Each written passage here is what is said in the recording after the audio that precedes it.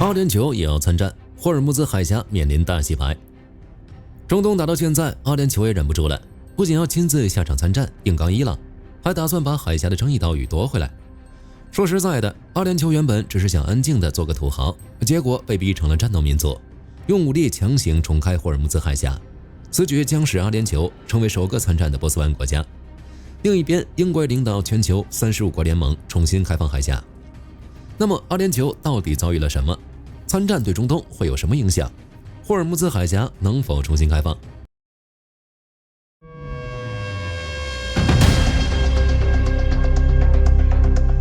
闲聊第一个问题，阿联酋为什么突然参战？就火力军看来，阿联酋这也是没办法了。在此之前，阿联酋在美伊之间玩的是平衡术，要的是和气生财。战争爆发前，阿联酋外交官曾尝试调节美伊关系，只是实施狂怒行动开始后，美国把伊朗高层炸瘫了，伊朗反手封锁霍尔木兹海峡，玩自爆，大家都别好过。结果就是海峡航运流量直接跌到谷底。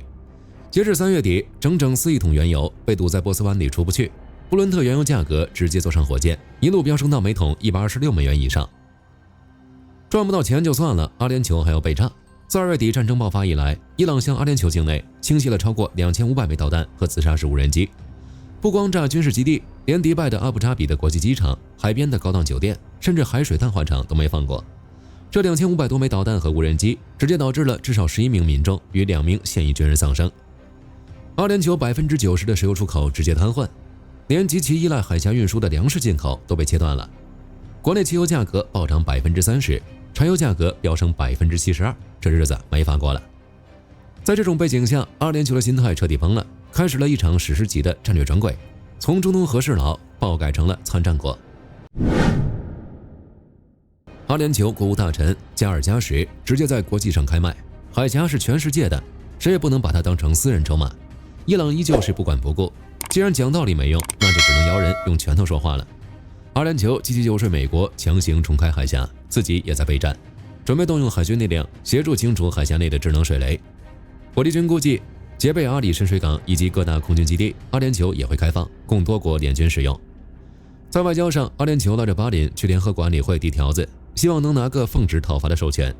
虽然知道中俄可能会投反对票，但阿联酋官员私下里早就放话了，哪怕没有联合国的许可，这仗我们也打定了，就当是正当防卫。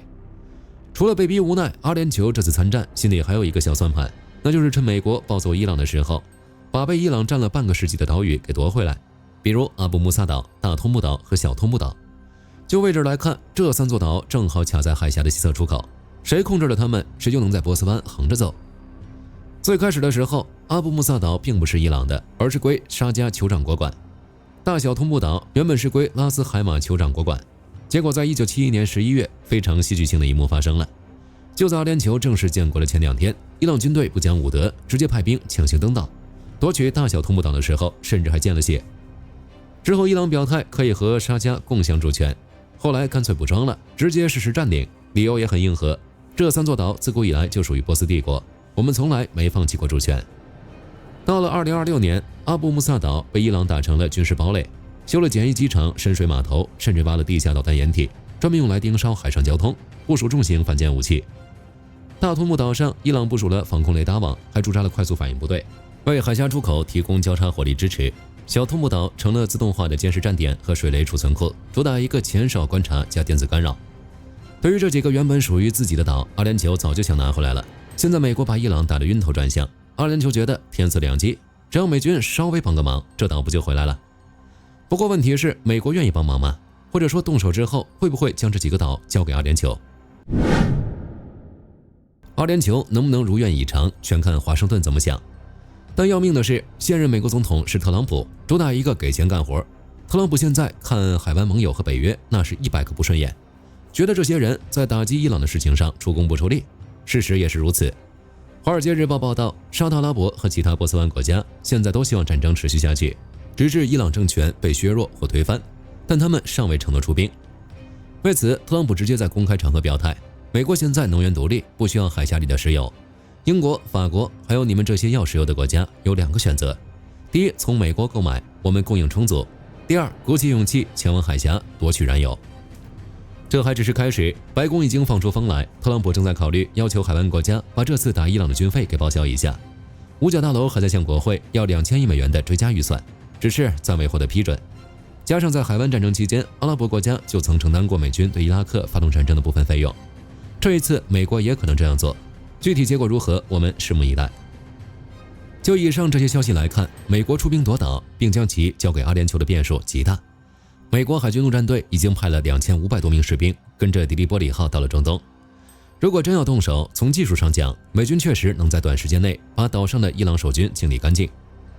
但从战略意图上看，特朗普可没那么多耐心。他已经放话，美军要在2到3周内结束战争并撤出中东。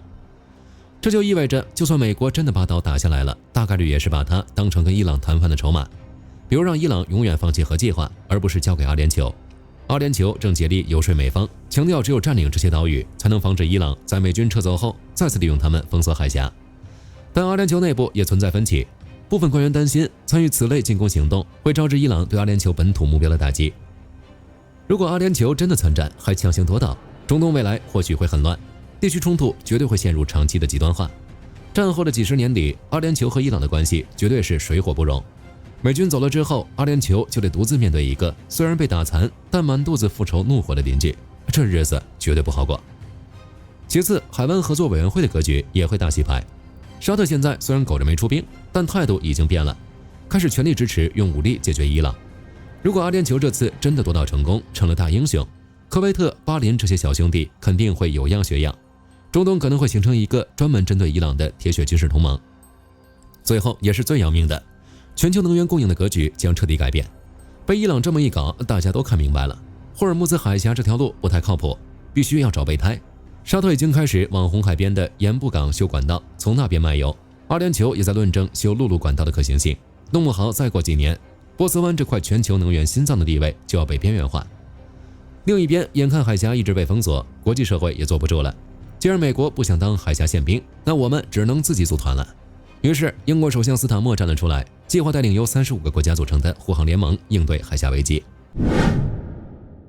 这个联盟的阵容很强，带头大哥是英国和法国，主要负责外交协调，制定交战规则。核心成员则是德国、意大利、荷兰和丹麦，提供扫雷舰、医疗船和后勤。那些着急用油的金主，比如日本、韩国、加拿大、澳大利亚，主打一个政治施压和掏钱报销。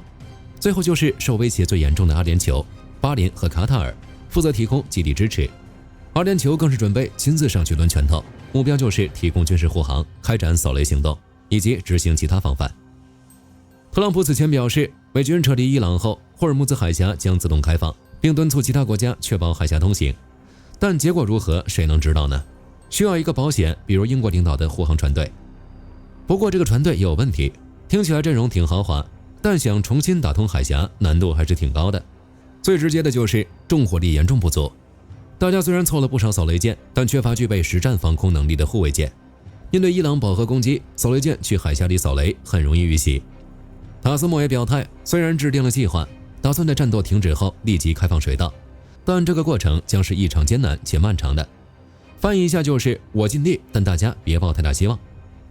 面对阿联酋的参战以及35国联盟的施压，伊朗也很硬。议会通过了一个叫霍尔木兹海峡管理计划的法案，意思很直接，海峡里的国际航道现在归伊朗管，所有想从这里过的船都必须得得到伊朗的批准，而且还得交保护费。伊朗议长加里巴夫放话，战争时期的海峡就是我们的，就算以后打完了，想回到2月28日之前的自由通航不可能。在战术层面上，伊朗在霍尔木兹海峡的部署也不是一般的多，没有护航的商船进去就是送死，比如智能水雷、电子干扰还有导弹。革命卫队直接明牌，没交保护费就敢进来的全部当成敌军。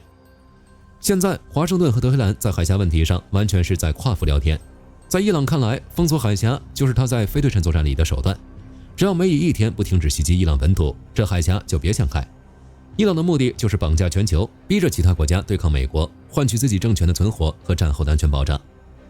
美国这边，特朗普一边给伊朗下最后通牒，限伊朗4月6号之前给我把海峡重开，放弃核武器，不然就把你们的电力和石油设施彻底从地球上抹去。在特朗普提出的15点停火协议里，全面重开海峡也是排在核心位置的。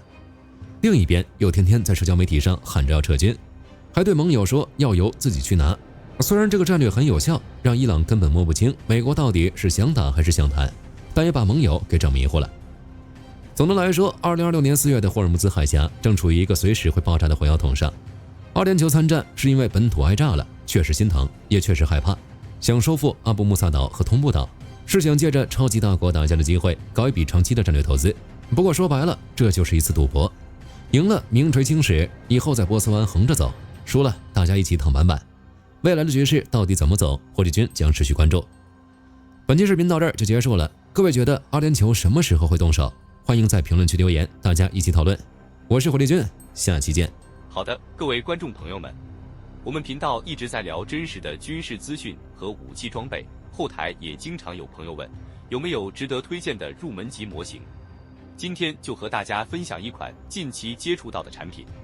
首先，它的外形还原度做得相当不错，比例准确，武器上的一些关键细节和标识也都有体现，材质也说得过去，拿在手上有不错的分量感。